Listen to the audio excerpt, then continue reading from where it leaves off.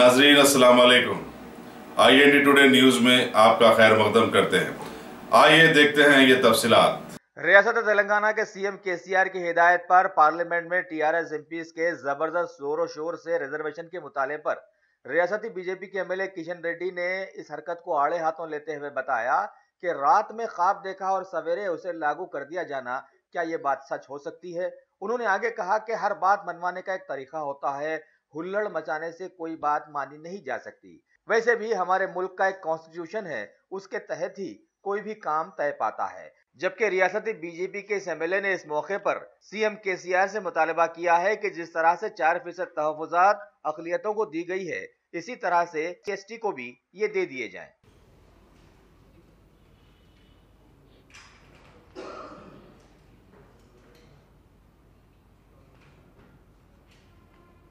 TRS party parliament సభ్యులు అడ్డుకోవడం,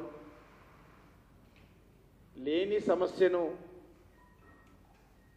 సృష్టించుకొని అనవసరమైనటువంటి రాద్ధాంతం చేస్తూ తెలంగాణ పరువు ప్రతిష్టలను దిగదార్చేటువంటి ప్రయత్నం చేస్తూ ఉన్నారు.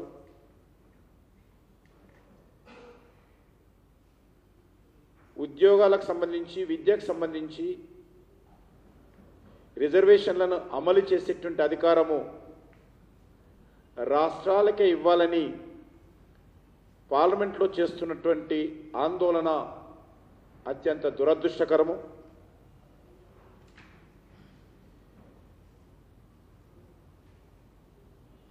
ఇది రాష్ట్రాలకే ఉండాలని టీఆర్ఎస్ పార్టీ చేస్తున్నటువంటి వాదన ఏదైతే ఉన్నదో, వితండ వాదన, అది పూర్తిగా వాళ్ళ యొక్క అవగాహన లోపం కావచ్చు, లేక రాజకీయమైనటువంటి దృక్పథంతో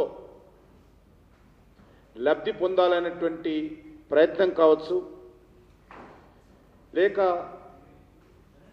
స్వార్థ రాజకీయాల కోసం కానీ ఈరోజు టీఆర్ఎస్ పార్టీ ఈ రకమైనటువంటి ప్రయత్నం చేస్తూ ఉంది. ఈరోజు ఏదైతే దేశంలో రిజర్వేషన్ల ప్రక్రియ ఉందో, ఈ ప్రక్రియ కొత్తగా నరేంద్ర మోడీ గారు ప్రభుత్వం వచ్చిన తర్వాత ఏర్పాటు చేసినటువంటి ప్రక్రియ కాదు. ఈ ప్రక్రియ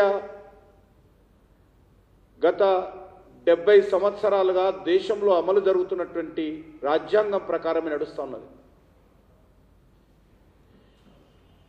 నరేంద్ర మోడీ గారి ప్రభుత్వము వచ్చినటువంటి 4 సంవత్సరాలలో రిజర్వేషన్లకు సంబంధించినటువంటి ఏ విధానపరమైన నిర్ణయం కూడా దేశంలో మార్చలేదనే విషయాన్ని కూడా ఈరోజు ప్రజలు అర్థం చేసుకోవాల్సినటువంటి అవసరం ఉన్నది. గత 70 సంవత్సరాల క్రితము డాక్టర్ బాబాసాహెబ్ అంబేద్కర్ రాజ్యాంగాన్ని రూపకల్పన చేసినప్పుడు ఏర్పాటు చేసినటువంటి రాజ్యాంగం ప్రకారమే రిజర్వేషన్లు అమలవుతున్నాయి తప్ప నరేంద్ర మోడీ గారు ప్రభుత్వం రూపకల్పన చేసినటువంటి రిజర్వేషన్ల విధానం కాదు అనే విషయాన్ని కూడా టీఆర్ఎస్ తెలిసి చేస్తున్నదా, తెలియక చేస్తున్నదా, తెలిసి తెలియక చేస్తున్నదా మరి అర్థం కానటువంటి పరిస్థితిలో ఉన్నది. టీఆర్ఎస్ ఆలోచన లేక కేసీఆర్ గారికి వచ్చినటువంటి ఆలోచన మొత్తం దేశ ప్రజల మీద రుద్దాలనుకోవడం, ఇది అవివేకం అవుతుంది.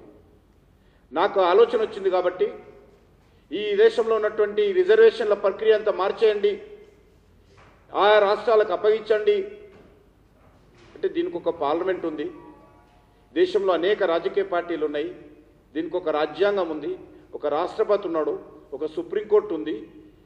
ఇవన్నీ ఈ రిజర్వేషన్ల ప్రక్రియలో వీళ్ళందరూ కూడా భాగస్వామి. ఒక్క భారతీయ జనతా పార్టీకి సంబంధించినటువంటి విషయం కాదు, లేక ఒక టీఆర్ఎస్ పార్టీకి సంబంధించిన విషయం కాదు. లోక్సభలో ఒక చట్టం చేస్తే సరిపోదు, ఇది మొత్తం రాష్ట్రాలకు బదిలీ చేయాలనేటువంటి అంశము చాలా కీలకమైనటువంటి అంశము, అనేక వర్గాలతో చర్చించాల్సినటువంటి అంశము, అది పార్లమెంటుకు ఉన్నదా లేదా అధికారం చూడాల్సినటువంటి అంశము. ఇదేది చూడకుండా ఇష్టారాజ్యంగా ఏకపక్కన మాకు రాత్రి జ్ఞాపకం వచ్చింది కాబట్టి, రాత్రి నిద్రలో కలొచ్చింది కాబట్టి తెల్లారవై మీరు పార్లమెంటు సమావేశాలను అడ్డుకుంటామనడం ఏదైతున్నదో ఇంతకంటే దుందుడుకుతనం, ఇంతకంటే అవగాహన రాహిత్యం ఇంకొకటి ఉండదనే విషయాన్ని సందర్భంగా మనం చేస్తున్నాం. ప్రధానంగా ఈరోజు టీఆర్ఎస్ పార్టీ చేయడానికి కారణం ఏంటి?